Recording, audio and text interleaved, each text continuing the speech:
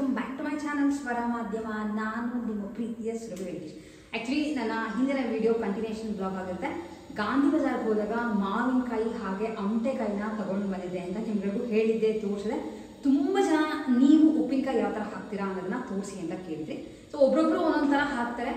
ನಾನು ಯಾರು ಬರಲ್ಲ ಅಂತ ಹೇಳ್ತೀನಿ, ಬಟ್ ಯಾರ್ಯಾರು ಮತ್ತು ನಿಮ್ಗೆ ಉಪ್ಪಿನಕಾಯಿ ಮನೆಯಲ್ಲಿ ಮಾಡೋಕ್ಕಾಗ್ತಿಲ್ಲ, ಕೆಟ್ಟೋಗ್ತಿದೆ ಅಂತ ಇದ್ರೆ ನಾನು ಯಾವ ಥರ ಮಾಡ್ತೀನಿ ಅನ್ನೋದನ್ನ ನಿಮ್ಗಳ ಜೊತೆ ಶೇರ್ ಮಾಡ್ತೀನಿ ವಿತ್ ಟಿಪ್ಸ್ ಆ್ಯಂಡ್ ಟ್ರಿಕ್ಸ್. ಅಂದರೆ ಕೆಡದೆ ಇರೋಕ್ಕೆ ಏನು ಮಾಡಬೇಕು ಅನ್ನೋದು ತುಂಬ ಸಿಂಪಲ್ ಆಗಿರೋದು. ಅದನ್ನು ಕೆಲಸ ಏನಾಗುತ್ತೆ ಅಂದರೆ ಗೊತ್ತಿಲ್ಲದಂಗೆ ನಾವು ಫಾಲೋ ಮಾಡೋಕ್ಕೆ ಹೋಗಿರಲ್ಲ. ಸೊ ಹಾಗಾಗಿ ಬೇಗ ಕೆಟ್ಟೋಗ್ತಾ ಇರುತ್ತೆ. ಆಮೇಲೆ ನಾವು ಅಂಗಡೀಲಿ ಹಾಕಿದ ಥರ ಯಾವುದೇ ಪ್ರಿಸರ್ವೇಟಿವ್ಸ್ ಎಲ್ಲ ಏನೂ ಹಾಕೋಕ್ಕಾಗಲ್ಲ ಮನೇಲಿ ಮಾಡಬೇಕಾದ್ರೆ.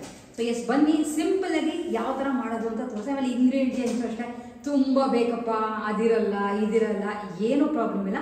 ಹೇಗೆ ಮಾಡೋದು ಅನ್ನೋದನ್ನು ನಿಮ್ಗಳಿಗೂ ಈಗ ತೋರಿಸ್ತಾ ಹೋಗ್ತೇನೆ.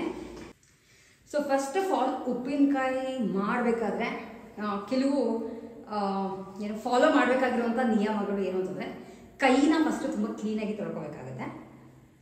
ಕೈ ತೊಳ್ಕೊಂಡ್ಮೇಲೆ ಲೈಕ್ ಏನೋ ಮುಟ್ತೀವಿ, ಅದೇ ಕೈಯಲ್ಲಿ ಉಪ್ಪಿನಕಾಯಿ ಮುಟ್ತೀವಿ ಅಂದರೆ ತುಂಬ ಬೇಗ ಹಾಳಾಗೋಗುತ್ತೆ. ಹಾಗೆ ಆದಷ್ಟು ನಾವು ಫಾಲೋ ಮಾಡೋದು ಹೆಂಗೆ ಅಂದರೆ, ಈ ಪೀರಿಯಡ್ಸ್ ಟೈಮ್ ಅಲ್ಲೆಲ್ಲ ಇದ್ದಾಗ ಇದರ ಉಪ್ಪಿನಕಾಯಿನ ಹಾಕೋಕ್ಕೆ ಹೋಗಲ್ಲ. ಆ್ಯಂಡ್ ಹಾಗಾಗಿ ಯಾವ್ದ್ಯಾವುದೋ ಕೈಯಲ್ಲಿ ನೀವು ಉಪ್ಪಿನಕಾಯಿನ ಮುಟ್ಟೋದು, ಆಮೇಲೆ ಲೈಕ್ ಕೆಲವು ಸ್ಪೂನಲ್ಲಿ ಎಂಜಿನ್ ಮಾಡ್ಕೊಂಡು ತಿಂದಿರ್ತೀವಲ್ಲ, ಆ ಸ್ಪೂನಲ್ಲಿ ನೀವು ಸಡನ್ನಾಗಿ ಉಪ್ಪಿನಕಾಯಿ ಹಾಕ್ತೀವಿ ಅಂತ ಹೋದರೆ ಬೇಗ ಕೆಟ್ಟೋಗುತ್ತೆ, ಬೂಸ್ಟ್ ಬರುತ್ತೆ, ಅಥವಾ ಒಂಥರ ಸ್ಮೆಲ್ ಶುರುವಾಗೋಗುತ್ತೆ. ಇದು ತುಂಬ ಸಿಂಪಲ್ ಫಾಲೋ ಮಾಡೋವಂಥದ್ದು. ನಾವು ಫಸ್ಟು ಅಮಟೆಕಾಯಿ ಹಾಗೆ ಮಾವಿನಕಾಯಿನ ಹೆಚ್ಚಿಬಿಟ್ಟು ಉಪ್ಪಲ್ಲಿ ಹಾಕಿದ್ದೀನಿ. ಸೊ ಅಮಟೆಕಾಯಿನ ಆ್ಯಕ್ಚುಲಿ ಚೆನ್ನಾಗಿ ನೀರಿನಲ್ಲಿ ಒಂದು 2-3 ಸಲ ತೊಳೆದು ಇದು ಆ ಕಡೆ ಈ ಕಡೆ ಇರೋಂಥ ತೊಟ್ಟನ್ನ ರಿಮೂವ್ ಮಾಡ್ತಾಯಿದ್ದೀನಿ. ಹಾಗೆ ಚಾಕು ಮತ್ತು ಕಟಿಂಗ್ ಪಂಡ ಕೂಡ ಒಂದ್ಸಲ ಕ್ಲೀನಾಗಿ ತೊಳೆದು ಬಟ್ಟೆನಲ್ಲಿ ಒರೆಸ್ಬಿಟ್ಟು ಇಟ್ಟಿದ್ದೀನಿ. ಒಂದು ಪಾತ್ರೆಯಲ್ಲಿ ಸ್ವಲ್ಪ ಕಲ್ಲುಪ್ಪು ಹಾಕಿ ಕಟ್ ಮಾಡ್ಕೊಂಡಿರೋಂಥ ಅಮಟೆಕಾಯಿನ ಹಾಕೋತಾ ಇದ್ದೇನೆ. ಆ್ಯಕ್ಚುಲಿ ಸ್ಟೀಲಲ್ಲಿ ಹಾಕೋದು ಅಡ್ವೈಸಬಲ್ ಅಲ್ಲ, ಬಟ್ ತುಂಬ ಇತ್ತು ನನ್ನ ಹತ್ರ, ಅಷ್ಟು ದೊಡ್ಡದು ಗ್ಲಾಸ್ ಬೌಲ್ಸ್ ಇರಲಿಲ್ಲ. ಸೊ ಇಲ್ಲ, ನೀವು ಪಿಂಗಾಣಿದು ಸಿಗುತ್ತೆ ಅಂದರೆ ಅದಕ್ಕೂ ಹಾಕ್ಬೋದು, ಜಾಡಿಗಳು ಸಿಗುತ್ತಲ್ಲ ಆ ಥರದ್ದು. ಬಟ್ ಸದ್ಯಕ್ಕೆ ನನ್ನ ಹತ್ರ ಅಷ್ಟು ದೊಡ್ಡದಿರಲಿಲ್ಲ ಅಂತ ಒಂದು ದಿನದ ಮಟ್ಟಿಗೆ ಸ್ಟೀಲಲ್ಲೇ ಹಾಕಿದ್ದೀನಿ. ಫಸ್ಟ್ ನೀವು ನೋಡಿದ್ರೆ ಉಪ್ಪಿನಕಾಯಿನ ಈ ಥರ ಹೆಚ್ಚಿ ಹೋಳನ್ನ ಕಟ್ ಮಾಡಿ ಕಲ್ಲುಪ್ಪು ಹಾಕಿ ಒಂದು ದಿನದಷ್ಟು ಇಟ್ಟಿದೆ. ರಸ ಚೆನ್ನಾಗಿ ಬಿಟ್ಕೊಂಡಿದೆ. ಇದನ್ನು ಒಂದ್ಸಲ ಮಿಕ್ಸ್ ಮಾಡ್ತಾ ಇದ್ದೀನಿ. ನೋಡಿ, ಚೆನ್ನಾಗಿ ಕಳುತ್ತಿದೆ. ಈ ಕಲರ್ ಬಂದಿದೆ ಅಂದರೆ ಅಮಟೆಕಾಯಿ ಚೆನ್ನಾಗಿ ಕಳುತ್ತಿದೆ ಅಂತ. ಸೊ ಇದು ಒಂದು ಸೈಡ್ನಲ್ಲಿ ಇಟ್ಕೊಂಡಿದ್ದೀನಿ. ನೆಕ್ಸ್ಟ್ ಓಪನ್ ಮಾಡ್ತಿರೋದು ಮಾವಿನಕಾಯಿ. ಸೊ ಮಾವಿನಕಾಯಿ ಚೆನ್ನಾಗಿ ರಸ ಬಿಟ್ಕೊಂಡಿದೆ. ಈ ಮೇಲ್ಗಡೆದು ಇನ್ನೂ ಕಳುತ್ತಿಲ್ಲ, ಸೊ ಹಾಗಾಗಿ ನಿಮಗೆ ಆ ಥರ ಗ್ರೀನಾಗಿ ಕಾಣಿಸ್ತಾ ಇದೆ. ಸೊ ಗೊತ್ತಾಗ್ತಿದೆ ನಿಮಗೆ, ಕಲರ್ ತುಂಬ ಚೆನ್ನಾಗಿ ಚೇಂಜ್ ಆಗಿದೆ. ಇಲ್ಲಿ ಕಲ್ಲು ಹಂಗೆ ಇದೆ ಒಂದು ಸ್ವಲ್ಪ, ಸೊ ನಿಮಗೆ ಗೊತ್ತಾಗ್ತಿರ್ಬೋದು. ಆ್ಯಂಡ್ ಇದು ಚೆನ್ನಾಗಿ ಕಳುತ್ತಿದೆ ಅಂದಮೇಲೆ ವಾಸನೆ ಘಮ ಬರ್ತಿದೆ. ಇದನ್ನು ನಿಮಗೆ ಶೇಕ್ ಮಾಡ್ತಾ ಇದ್ರೆ ಪಾತ್ರೆಯಲ್ಲಿ ಒಳ್ಳೆ ವಾಸನೆ ಬರುತ್ತೆ. ಆ್ಯಂಡ್ ಸ್ಟೀಲ್ ಪಾತ್ರೆ ತೂತ ಆಗೋಗ್ಬಿಡುತ್ತೆ ನೀವು ತುಂಬ ದಿನ ಉಪ್ಪು ಹಾಕ್ಬಿಟ್ಟು ಸ್ಟೀಲ್ ಪಾತ್ರೆ. ಸೊ ಸ್ಟೀಲ್ ಪಾತ್ರೆ, ಸ್ಟೀಲ್ ಡಬ್ಬಿ ಯಾವುದು ಯೂಸ್ ಮಾಡೋಕೆ ಹೋಗ್ಬಿಡಿ. ಆಪ್ಷನ್ ಇರೋದು ಪ್ಲಾಸ್ಟಿಕ್ ಯೂಸ್ ಮಾಡ್ತೀರಾ ಅಂದರೆ ಸರಿ, ಇಲ್ಲ ಅಂತಂದರೆ ನಾನು ಯೂಶಲಿ ಗ್ಲಾಸ್ ಅದನ್ನು ತೆಗೆದು ಚಿಕ್ಕ ಪಿಂಗಾಣಿ ಬರುತ್ತಲ್ಲ ಉಪ್ಪಿನಕಾಯಿ ಗೊಜ್ಜು ಹಾಕೊಳ್ಳೋದು, ಅದರೊಳಗೆ ಹಾಕಿಟ್ಕೊತೀನಿ.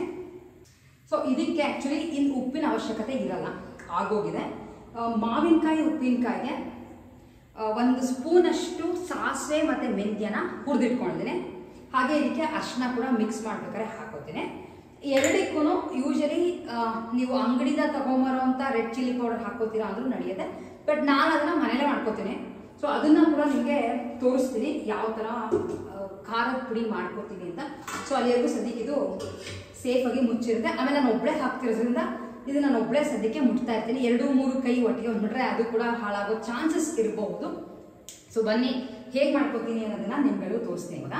ಆ್ಯಕ್ಚುಲಿ ಪುಡಿ ಮಾಡ್ಕೊಳ್ಳೋಕ್ಕೆ ಬೇರೆ ಏನೇನು ಆ್ಯಡ್ ಮಾಡ್ಕೋತಿಲ್ಲ, ನೀವು ಖಾರಕ್ಕೆ ನೋಡ್ಕೊಂಡು ಹಾಕ್ಬೋದು. ನಾನು 2ಕ್ಕೂ ಖಾರ ಹಾಕ್ತಾ ಇದ್ದೀನಿ. ಸೊ ಹಾಗಾಗಿ ಇಷ್ಟು ಬ್ಯಾಡಗಿ ಮೆಣಸಿನ್ಕಾಯಿ ತೊಗೊಂಡಿದ್ದೀನಿ. ಸುಮಾರು ಒಂದು 200 ಗ್ರಾಮ್ ಅಷ್ಟು ಇರ್ಬೋದು ಅಂತ ಅನ್ಸುತ್ತೆ. ಇಷ್ಟು ಇದಕ್ಕೆ ಸ್ವಲ್ಪ ಗುಂಟೂರು ಖಾರ ಬರೋಕ್ಕೆ ಒಂದು 50 ಗ್ರಾಮ್ ಅಷ್ಟು ಇರ್ಬೋದು. ಸೊ ಅಲ್ಲಿ 1:4 ಲೆಕ್ಕ ಬರುತ್ತೆ ನಿಮಗೆ. ನೀವು ಇನ್ನೂ ಖಾರ ತುಂಬ ತಿಂತೀರಾ ಅಂದರೆ ನಿಮ್ಮ ಸ್ಪೈಸಿನೆಸ್ಗೆ ನೀವು ಹಾಕ್ಬೋದು. ಇವೆರಡೂ ಏನಿಲ್ಲ, ಹುರಿತಾ ಇದ್ದೀನಿ. ಹುರಿದ್ಬಿಟ್ಟು ಮಿಕ್ಸಿಗೆ ಹಾಕಿ ನುಣ್ಣಗೆ ಪುಡಿ ಮಾಡ್ಕೊಳ್ಳೋದು. ಸೊ ಅಷ್ಟೇ ನಾನು ಪುಡಿ ರೆಡಿ ಮಾಡ್ಕೊಳ್ಳೋದು. ಇದಕ್ಕೆ ತುಂಬ ಜನ ಕೇಳ್ತಿದ್ವಿ, ಹಾಗೆ ನೀವೇ ಮನೇಲಿ ಮಾಡಿದ್ದು ಪುಡಿ ಅಂತಿರ್ತಾರಲ್ಲ ಅಂತ. ಸೊ ಇದೇ ನಾನು ಮನೆಯಲ್ಲಿ ಮಾಡ್ಕೊಳ್ಳೋದು. ತುಂಬ ಚೆನ್ನಾಗಿರುತ್ತೆ, ಕಲರ್ ಕೂಡ ಬರುತ್ತೆ. ಚೆನ್ನಾಗಿರೋಂಥ ಮೆಣಸಿನ್ಕಾಯಿ ತೊಗೊಂಡು ಬಂದರೆ ಸೊ ಕಲರು ಚೆನ್ನಾಗಿ ಬರುತ್ತೆ. ಬೇರೆ ಏನೇನು ಪ್ರಿಸರ್ವೇಟಿವ್ಸು ಬೇಕಾಗಿಲ್ಲ. ಒಂದು ತಿಂಗಳಿಗೆ ಒಂದ್ಸಲ ಆರಾಮಾಗಿ ಒಂದು ಬಾಣಲೆಗೆ ಹಾಕ್ಬಿಟ್ಟು ಹುರ್ಕೊಂಡು ಪುಡಿ ಮಾಡ್ಕೊಳ್ಳೋದು ಅಷ್ಟೇ.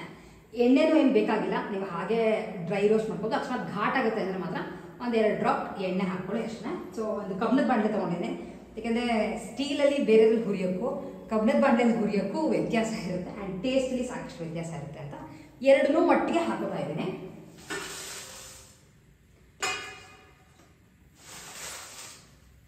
ಮಿಕ್ಸಿಗೆ ಹಾಕ್ಕೊಂಡು ಇದನ್ನು ಈ ಥರ ಪುಡಿ ಮಾಡ್ಕೊಂಡಿದ್ದೀನಿ. ಚೂರು ಔಡೌಡಾಗಿಯೂ ನಡೆಯುತ್ತೆ, ಬಟ್ ತೀರಾ ಮೆಣಸಿನ್ಕಾಯಿ ಥರ ಇಲ್ಲದಿದ್ರೆ ಆಯಿತು. ಸೊ ಇಷ್ಟು ಪುಡಿ ರೆಡಿ ಆಗಿದೆ. ಹಾಗೆ ಇದು ಮೆಂತ್ಯ ಮತ್ತು ಸಾಸಿವೆ ಪುಡಿನೂ ರೆಡಿ ಇದೆ. ಸೊ ನಿಮಗೆ ತೋರಿಸ್ದಂಗೆ ಇದು ಪುಡಿ ರೆಡಿ ಆಗಿದೆ. ಇದನ್ನು ಒಂದು ದಿನ ಬಿಟ್ಟಿದ್ದೀನಿ, ಒಂದಿನ ಬಿಟ್ಟರು ಸಾಕು. ನೆಕ್ಸ್ಟ್ ನಾನು ಖಾರ ಹಾಕಿದ್ರೆ ಇನ್ನೊಂದು ಸ್ವಲ್ಪ ಕಳಿಯುತ್ತೆ. ಫ್ರಿಜ್ಜಲ್ಲಿ ಇಡೋಕ್ಕಿಂತ ಮುಂಚೆ ಚೆನ್ನಾಗಿ ಕಳೆದ್ರೆ ನಿಮಗೆ ರಸ ಚೆನ್ನಾಗಿ ಬಿಟ್ಕೊಡುತ್ತೆ. ಆಮೇಲೆ ಒಗ್ಗರಣೆ ಮಾಡಬೇಕಾದ್ರೆ ನಾರ್ಮಲ್ ಸ್ವಲ್ಪ ಎಣ್ಣೆಗೆ ಸಾಸಿವೆ ಮತ್ತು ಇಂಗನ್ನ ಸ್ವಲ್ಪ ಜಾಸ್ತಿ ಹಾಕ್ಕೊಂಡು ಒಗ್ಗರಣೆ ಹಾಕಿದ್ರೆ ಒಳ್ಳೆ ಟೇಸ್ಟಿಯಾಗಿ ಬಿಸಿ ಬಿಸಿ ಅನ್ನಕ್ಕೆ ಸ್ವಲ್ಪ ಕಡಲೆಕಾಯಿ ಎಣ್ಣೆ ಹಾಕ್ಕೊಂಡು ಅಥವಾ ತುಪ್ಪ ಹಾಕ್ಕೊಂಡು ಕಲಿಸ್ಕೊಂಡ್ರೆ ಒಳ್ಳೆ ಟೇಸ್ಟ್ ಉಪ್ಪಿನಕಾಯಿ ಅನ್ನ ರೆಡಿ ಆಗಿದೆ. ಸೊ ಎನಿವೇಸ್ ಇದಕ್ಕೆ ಇದನ್ನ ಪುಡಿನ ಹಾಕ್ತಾ ಇದ್ದೀನಿ.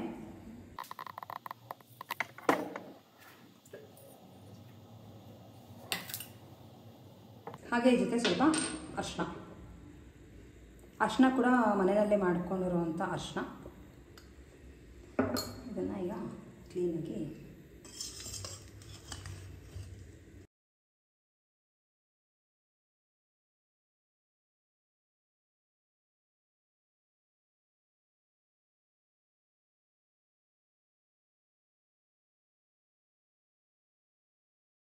ಸೊ ಇನ್ನೂ ಒಂದು ಟಿಪ್ ಹೇಳಿರ್ತೀನಿ.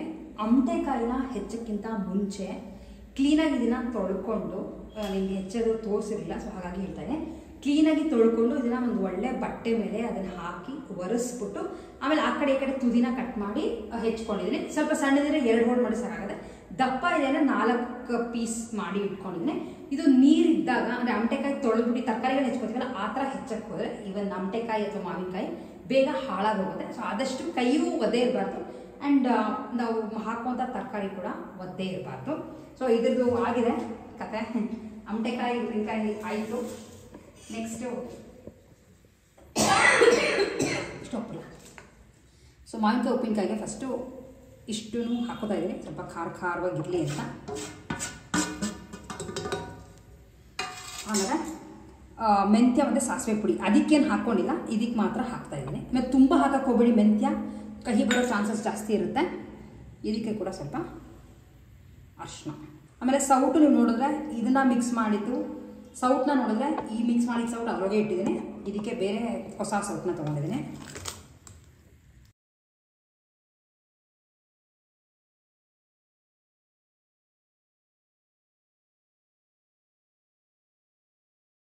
ಒಗ್ಗರಣೆಗೆ ಅಂತ ಒಂದು ಸ್ವಲ್ಪ ಎಣ್ಣೆ ಜಾಸ್ತಿ ಹಾಕ್ಕೊಂಡಿದ್ದೀನಿ. ಹಾಗೆ ಇದಕ್ಕೆ ಸಾಸಿವೆ ಮತ್ತು ಇಂಗನ್ನ ಸ್ವಲ್ಪ ಜಾಸ್ತಿ ಹಾಕಿದ್ರೆ ಒಗ್ಗರಣೆ ರೆಡಿ ಆಗುತ್ತೆ ಉಪ್ಪಿನಕಾಯಿಗೆ ಹಾಕೋಕ್ಕೆ.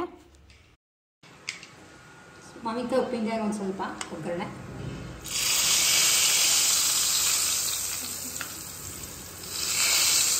ಹಾಗೆ ಅಮಟೆಕಾಯಿ ಉಪ್ಪಿನಕಾಯಿಗೆ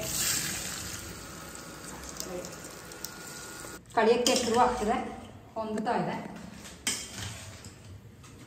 ಹಾಗೆ ಇದು ರಸ ಚೆನ್ನಾಗಿ ಬಿಟ್ಕೊಂಡಿದೆ.